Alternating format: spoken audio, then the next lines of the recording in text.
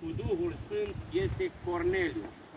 Și acum este mărturia aceasta până va veni Domnul.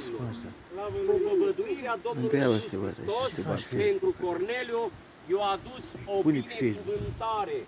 Corneliu, un om temător de Dumnezeu, un om foarte moral, dar nu i-a ajuns atât moralitatea lui și facerea lui de bine, ci rugăciunea că era ascultată, ca Duhul Sfânt trebuia să se coboare peste neamuri. De aceea, cuvântul lui Dumnezeu spune, Domnul Iisus lui Petru, îți voi da cheile. Deci, cheile au fost date lui Petru, o deschis la iudei și o deschis și la neamuri. Duhul Sfânt a fost coborât peste casa lui Corneliu, pentru că Dumnezeu a rânduit acel lucru. Trăiască Domnul! Amin. Acum noi suntem în fața faptului împlinit.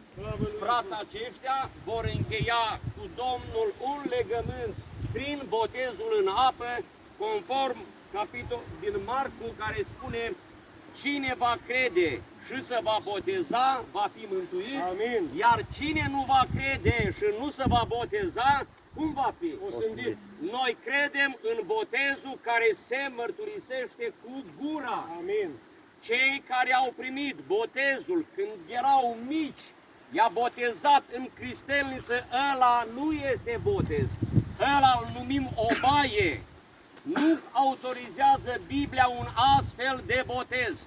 Botezul care îl autorizează Biblia este scris aici în Scriptură.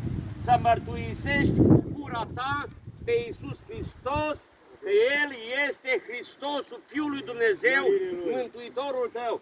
Și acum noi vom face lucrarea aceasta. Oamenii, frații aceștia, vor mărturisi cu gura lor și este un botez nou testamental, biblic. Trăiască Domnul!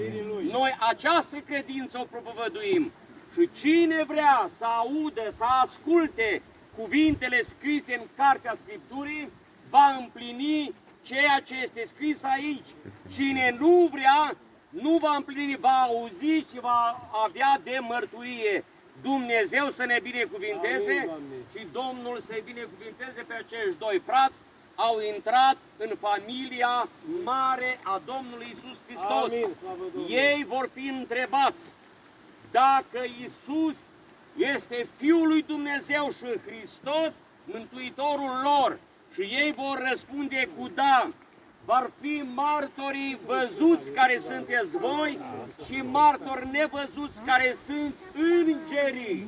Domnul să ne binecuvinteze. Amin, amin. Mă opresc aici și Domnul să binecuvinteze lucrarea în continuare. Fratele Petrică va lua în primire lucrarea. Fratele Pazean și apoi Domnul Sfânt.